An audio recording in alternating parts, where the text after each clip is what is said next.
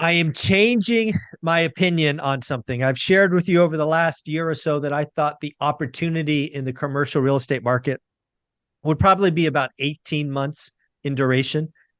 Uh, I'm now changing my opinion pretty significantly. And a lot of this has to do with my conversations with Jonathan Twomley, with Anna Kelly, and of course, reading about what Kevin O'Leary is saying. And Kevin O'Leary has done a wonderful job of outlining the series of dominoes that will be falling in the commercial real estate market, the regional banking market. Plus, I have experience with banks doing extend and pretend. So, Anna, I'm not sure if this is good news or bad news, but it seems like the pain cycle in commercial is going to be longer than I expected. Maybe, maybe that means the depth's not as great, but I don't know. What do you think of all that? So I haven't read Kevin O'Leary's writings of recent or heard his recent interview and what his points are, but just kind of my gut instinct is, some argue that we're already at kind of the point of pain. And that cap rates aren't really going to go much lower because basically, all of the buyers right now are on hold unless they get a steal on a deal. And right now, there are still lenders who are extending and saying, we'll work with you, just keep making your payments or being willing to refi. And you're seeing some of that in these large operators. With that said, though, if interest rates stay higher for longer, and I think they will, history says, regardless of what Marcus and Millichap and Cushman Wakefield and all the big brokers will tell you, history shows that if rates stay high for longer, cap rates will adjust. And so cap rates, if rates go up, cap rates will go up and there will be further fall in prices. And so that is one reason I believe that we could have this pain extend for a while because all the buyers are kind of hoping if I can just hold a little longer, rates are going to come down and then we'll save our value and we'll save our property. The other piece of that is the lack of liquidity in the commercial lending market right now. And typically,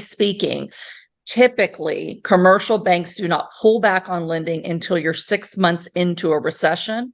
And then it usually stays pretty tight for at least 2 or 3 years during a recovery. The banks have already started to pull back funding. And so, when I could borrow at 75% to 80% LTV pretty easily, it's very difficult to get anything financed at any less than about 63 to 65% LTV. And many lenders are only offering 55% LTV. So when you have a lack of liquidity, that means that even the buyers that see opportunity have to pay a lot more for that opportunity in cash up front. They have to raise more money from investors because most people don't realize I'm not just coming up with all my own cash to buy a $50 million apartment building. I'm borrowing from the bank for a piece of it, but then I have to raise money, equity from investors who want way more in their interest rate than the bank does. So when banks pull down LTV that they'll lend on, I have to seek more investors who want higher returns for a greater piece of it, and it's no longer profitable. So what does that mean, Michael? If rates don't come down and banks don't start lending a higher LTV, you're kind of at a standstill, and that standstill is going to last until the economy is healthy again, rates start coming down, post-recession potentially. And then we have to talk about the banking crisis. And the fact of the matter is, although we haven't seen a lot of more regional banks fall, a lot of their loans have not yet basically been wiped off their books. They haven't been foreclosed upon, and there's still a wave of that to come.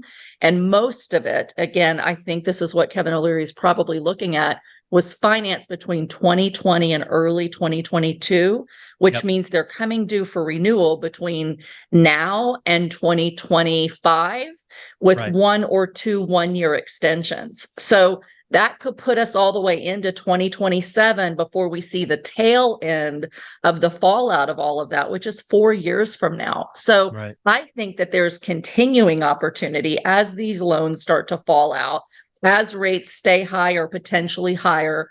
cap rates adjust, you know, money lending is tight. Those things take time to go through the system. So it's not a once and done commercial real estate has fallen and therefore there's deep discounts. It's a rolling falling of commercial real estate values and opportunities for us that can take them down and figure out how to do it profitably.